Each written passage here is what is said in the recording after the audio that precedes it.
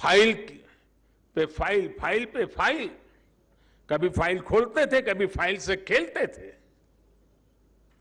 गोला बारूद हो, आधुनिक राइफलें हो, बुलेट प्रूफ जैकेट्स हो, कड़ाके की ठंड में काम आने वाले उपकरण और अन्य सामान हो, सब कुछ ताक पर रख दिया गया था। एक समय था जब हमारी ऑर्डिनेंस फैक्ट्रियों की ताकत अच्छे अच्छों के होश उड़ा देती थी, लेकिन देश की ऑर्डिनेंस फैक्ट्रियों को अपने हाल पर छोड़ दिया गया। देश में स्वदेशी लड़ाकू विमानों, हेलीकॉप्टरों के लिए HAL जैसी विश्व स्तरीय संस्था बनाई गई, लेकिन उसे भी मजबूत करने पर उतना ध्यान नहीं दिया गया। बरसों तक सत्ता में बैठे लोगों के स्वार्थ ने हमारी सैन्य क्षमताओं को मजबूत होने से रोका है, उसका नुकसान किया है। जिस तेजस लड़ाकू विमान पर आज देश को गर्व है, उसे भी इन लोगों ने डिब्बे में बंद करने की तैयारी कर ली थी। ये थी इन लोगों की सच्चाई, ये है इन लोगों की सच्चाई। साथियों, अब आज देश में ये स्थिति बदल रही है। देश में ही आधुनिक अस्त्र शस्त्र बने, मेक इन इंडिया हथियार बने, इसके लिए बड़े रिफॉर्म्स किए गए हैं। लंबे इंतजार के बाद चीफ ऑफ डिफेंस स्टाफ की व्यवस्था अब हमारे सिस्टम का हिस्सा है। इसे देश की सेनाओं की आवश्यकताओं के अनुसार प्रोक्योरमेंट और प्रोडक्शन दोनों में बेहतर समन्वय स्थापित हुआ है। अब अनेक ऐसे साजो सामान हैं जिनको विदेश से मांगने पर प्रतिबंध लगा दिया गया है। वो सामान अब सिर्फ भारत के उद्योगों से ही खरीदना जरूरी कर दिया गया है। साथियों, भारत में डिफेंस इंडस्ट्री में विदेशी निवेश और विदेशी तकनीक आ सके, इसके लिए अब भारतीय संस्थानों को अनेक प्रकार के प्रोत्साहन दिए जा रहे हैं। जैसे जैसे भारत की वैश्विक भूमिका बदल रही है, हमें उसी तेजी से, उसी रफ्तार से अपने इंफ्रास्ट्रक्चर को, अपने आर्थिक और सामरिक सामर्थ्य को भी बढ़ाना है। आत्मनिर्भर भारत का आत्मविश्वास आज जनमानस की सोच का हिस्सा बन चुका है। अटल टनल इसी आत्मविश्वास का प्रतीक है। एक बार फिर मैं आप सभी को, हिमाचल प्रदेश को और लेह लद्दाख के लाखों साथियों को बहुत बहुत बधाई और बहुत बहुत शुभकामनाएं देता हूं।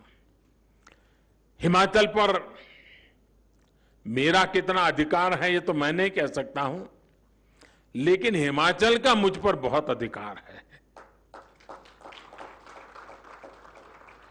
आज के इस कार्यक्रम में समय बहुत कम होने के बावजूद भी हमारे हिमाचल के प्यार ने मुझ पर इतना दबाव डाल दिया, 3 कार्यक्रम बना दिए।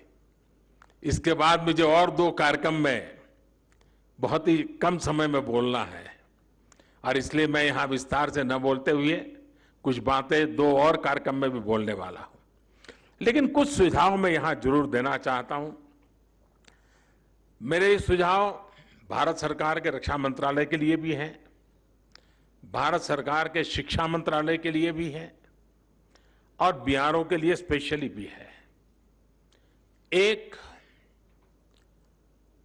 ये टनल का काम अपने आप में इंजीनियरिंग की दृष्टि से, वर्क कल्चर की दृष्टि से यूनिक है।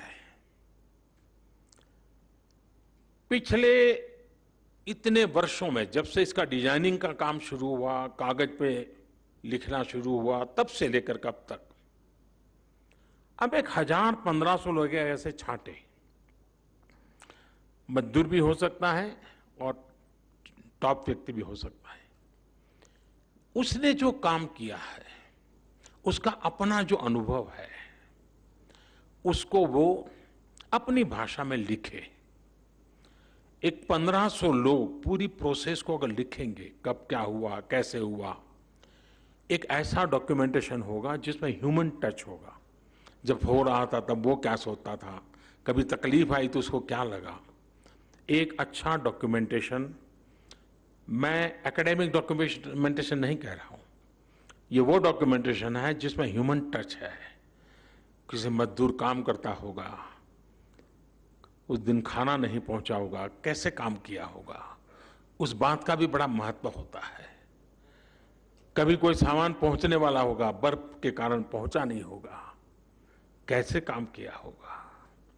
कभी कोई इंजीनियरिंग चैलेंज आया होगा, कैसे किया होगा। मैं चाहूंगा कि कम से कम 1500 लोग, हर स्तर पे काम करने वाले, 5 पेज, 6 पेज, 10 पेज अपना अनुभव लिखे। किसी एक व्यक्ति को जिम्मेवारी दीजिए, फिर उसको थोड़ा ठीक ठाक करके लैंग्वेज वगैरह करके एक डॉक्यूमेंटेशन करना चाहिए।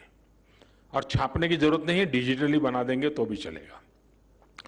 दूसरा, मेरा शिक्षा मंत्रालय से आग्रह है कि हमारे देश में जितने भी टेक्निकल और इंजीनियरिंग से जुड़े यूनिवर्सिटीज हैं, उन यूनिवर्सिटीज के बच्चों को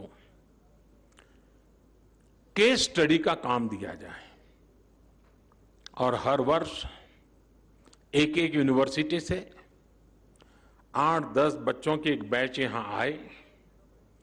केस स्टडी ये कैसे कल्पना हुई, कैसे बना, कैसे चुनौतियां आई, कैसे रास्ते निकाले, और दुनिया में सबसे ऊंची और सबसे लंबी जगह पे विश्व में नाम कमाने वाली इस टनल का इंजीनियरिंग नॉलेज हमारे देश के स्टूडेंट्स को होना ही चाहिए। इतना ही नहीं, ग्लोबली भी मैं चाहूंगा एमईए के लोग कुछ यूनिवर्सिटीज को इनवाइट करें, वहां की यूनिवर्सिटी केस स्टडी के लिए यहां आए, प्रोजेक्ट के रूप में स्टडी करें। दुनिया के अंदर हमारे इस ताकत की पहचान होनी चाहिए, विश्व को हमारी ताकत का परिचय होना चाहिए। सीमित संसाधनों के बाद भी कैसे अद्भुत काम वर्तमान पीढ़ी के हमारे जवान कर सकते हैं, इसका ज्ञान दुनिया को होना चाहिए। और इसलिए मैं चाहूंगा कि रक्षा मंत्रालय, शिक्षा मंत्रालय, एमईए, बीआरओ सब मिल करके एक प्रकार से लगातार ये एजुकेशन का हिस्सा बन जाए। टनल का काम हमारी एक पूरी नई पीढ़ी से तैयार हो जाएगी। तो टनल एक इंफ्रास्ट्रक्चर बनेगा, लेकिन मनुष्य निर्माण भी एक बहुत बड़ा काम होता है। हमारे उत्तम इंजीनियर बनाने का काम भी ये टनल कर सकती है, और उस दिशा में भी हम काम करें। मैं फिर एक बार आप सबको बहुत बहुत बधाई देता हूं, बहुत बहुत धन्यवाद देता हूं, और मैं उन जवानों का अभिनंदन करता हूं जिन्होंने इस काम को बखूबी निभाया है, बखूबी पूरा किया है और देश का मान बढ़ाया है। बहुत बहुत धन्यवाद।